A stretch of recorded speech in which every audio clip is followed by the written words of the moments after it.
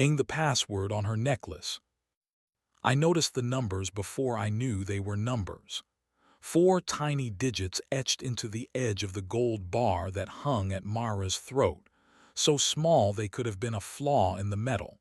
I should have kept it as jewelry. I make a living protecting other people's secrets, but I am bad at letting decorative things stay decorative. Mara said the bar necklace was a gift from the team, which meant her staff at the pop-up supper club she built out of nothing but charisma and late payments. I'd met her 6 months earlier when a friend dragged me to a night where the rules were handwritten and the menu looked like a dare. She cooked like she believed heat could apologize for anything. I fell in love with the way she held a knife and the way she held my eyes. I was not single when we met. Neither was she.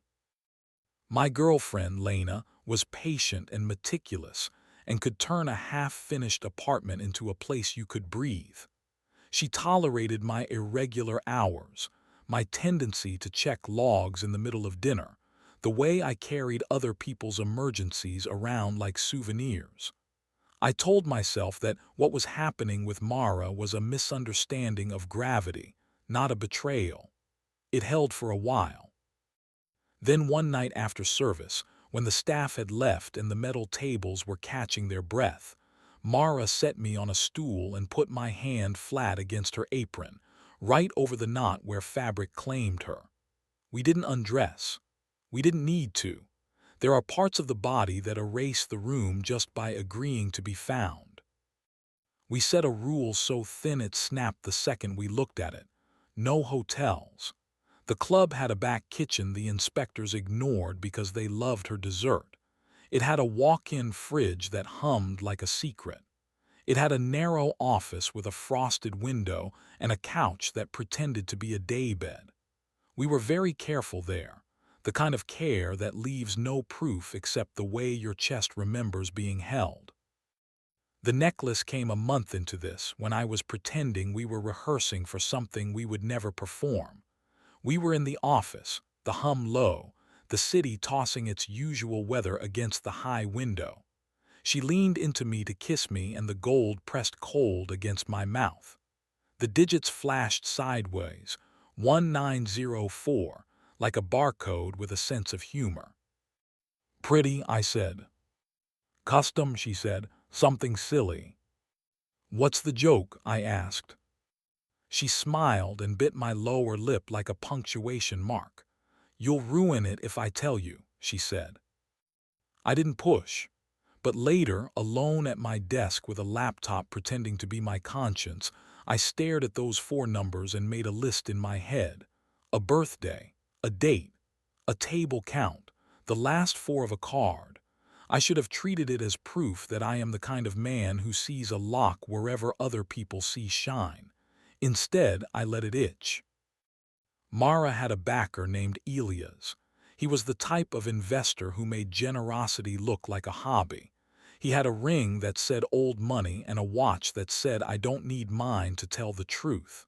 He treated the supper club like a collectible. He treated Mara like the artist who came with it. The first time I met him, he introduced himself like we were equals. Later, when he had reason to forget my name, he did. There are nights when heat makes everything move faster, and the orders act like children refusing to be put to bed. On one of those nights, the bar for staff phones disappeared, like an honest mistake. I had come early because Mara liked me best in the prep hour when everything was knives and lists. She tossed me her phone so I could reorder greens and said, "Same 4-digit code as the walk-in." And the numbers on the necklace landed in my palm and unlocked. "Do you name your fridges?" I said. "Only the ones that behave," she said, already gone at the stove.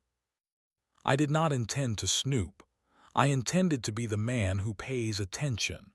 The Notes app popped open because it had been the last thing she touched. A grocery list stared up at me, honest and domestic. Under it, another note, pinned, starred, as if it needed to be reached quickly. The title was simply Cottage. I am not immune to irony. I should have closed it. I did not. 2 lamps, keep wood by the stove. Door code 1904. Don't forget wine for L. L. Elias had a wife named Livia who didn't come to opening nights. She sent bouquets that looked like landscapes and wore long sleeves. She was not a rumor so much as a day of the week that was not the one you wanted. I stared at the words until the shapes blurred. My hands did what they do when a system begins to tell the wrong story. I took a screenshot and sent it to myself, and then I wanted to set my phone on fire. I didn't assume anything. I didn't accuse anyone. But now the necklace was not jewelry. It was a key to a room where my name did not belong. I left early that night. I kissed Mara's temple in front of the pass like a good boyfriend borrowed from another universe. On the sidewalk, I called Lena and lied about a late ticket. I walked to the river and watched the water act like it was on purpose. You can't make a career out of seeing things people hide and then be surprised when you find them in your own living room. I could have asked Mara. I could have asked nothing. I could have chosen the exact life I had built. Not perfect, not cinematic, but honest. A room full of plants and Lena laughing at the way I stack plates. Instead, I followed the digits. The cottage was upstate, the kind of place handed down in a family that thinks money is most beautiful when it's invisible. I printed the screenshot like a coward and took my oldest hoodie like a disguise. I told Lena I had an early morning consult. She kissed me with that sleepy generosity that makes every lie feel like an upgrade. I drove in rain that tried to talk me out of it. The code worked. Of course it did. The door opened into a room that didn't bother with good taste because it owned it. Fire already laid in the stove. 2 lamps exactly where the note imagined them.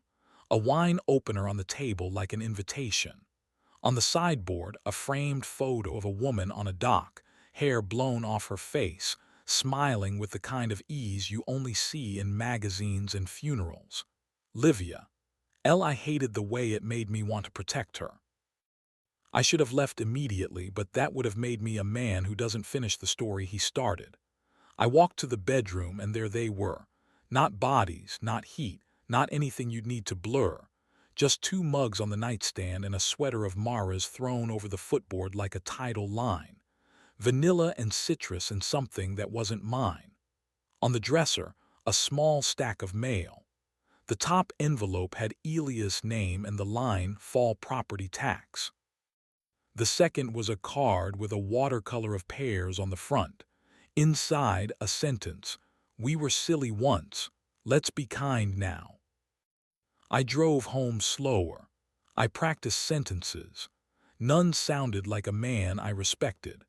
At the light before our block, I looked at the necklace digits scribbled in my notebook and laughed, the kind of laugh that makes strangers look away. I didn't say anything for 2 days. It turns out the body can carry more contradiction than you think if it has to. I went to work and stopped a ransomware attempt that had changed its accent. I cooked dinner for Lena and let her talk about the ceramicist she'd found who made bowls that looked like sea foam. I answered Mara's texts with the same light, wrong tone I had used before. I picked up the dry cleaning. I hated myself precisely and often. On the 3rd day, Mara called. "We're doing a Friends and Family for the new menu," she said. "Come early, sit at the pass, be my good luck." "Can't," I said, "full day." "Tonight then," she said. "After, bring your careful mouth." She did that, said things that felt like a hand at the base of my skull. I said okay, because sometimes the worst thing is to be brave at the wrong time. Friends and Family means the room is full of people who think they are seeing something before it chooses a last name. Elias was there with a blazer that turned the light into a compliment. Livia was not. Leo, a regular with a podcast voice and a child who wears noise-canceling headphones, waved me into a seat and told me I looked thinner and wrong. Mara moved like she was managing a small orchestra. She caught my eye and put a lamb chop on the plate in front of me with 2 fingers that I wanted to ruin. After the plates were cleared and the room had turned into a very polite mess, she texted me to meet her in the alley. The alley at the club is made for smoking and small betrayals. I wasn't ready for either. When I opened the door, she was there with flour on her cheek and the necklace winking against her collarbone. She stepped into me without hesitation. Lips, hand, that perfectly selfish way she puts her knee between mine, and the world got pleasantly smaller. "I miss the part of your mouth that lies about being busy," she said, and I almost told her everything then. Breath still caught, throat stupid with want. Instead, I touched the necklace gentle. "What does it unlock?" I asked. Her face did a small, specific thing. Surprise, then calculation, then something finer like disappointment at a mirror. She stepped back a half step, which between us is a kilometer. "You're supposed to like the way it shines," she said. "I like the way you shine," I said, which was true and not the point. "What's at the cottage?" She looked into the alley as if a line were painted on the ground there. "History," she said, "bad habits, a lake." Then she exhaled. "And the wife who owns it." "Livia," I said, because sometimes kindness is saying a name out loud. "Livia," she said, "please save your chivalry. She has better armor than either of us." "You and Elias," I said. "Me and survival," she said. "Elias is a chapter, he wants to be an author." "And me." "Annotation," she said, and smiled so sadly I wanted to put my hands on the walls to keep the alley from moving. A necessary footnote that made the page honest while I needed it. "I don't want to be a footnote," I said, which sounded young for a man my age. "Then don't be," she said. "I'm not asking you to stay. I'm asking you to stop pretending the version of me in your head is the one I was ever going to keep." It was cruel because it was exact. We stood there breathing the same night air for a minute too long. Then she reached up and kissed my cheek, the way people do in kitchens at funerals, and went back inside to plate a tart that would make people cry for the wrong reasons. I walked home and I told Lena. I didn't tell her about the office couch or the place where Mara's shoulder fits under my palm like design. I told her I had been somewhere I shouldn't have been, with someone who wasn't her, and that I had followed a password to a room I wanted to set on fire. I told her I was ashamed in the simple, useful way. I told her I wanted to stay if staying didn't mean pretending. I expected the door to become a judge. She sat on the floor and drew her knees up and looked at me like a person trying to decide whether the water is cold or whether she has simply forgotten how to swim. "Do you love her?" she asked. "I love the adrenaline," I said. "I love being picked by a person who picks with heat. I love not being anything for 10 minutes at a time." "And me," she said. "You are the room where I can want a future," I said.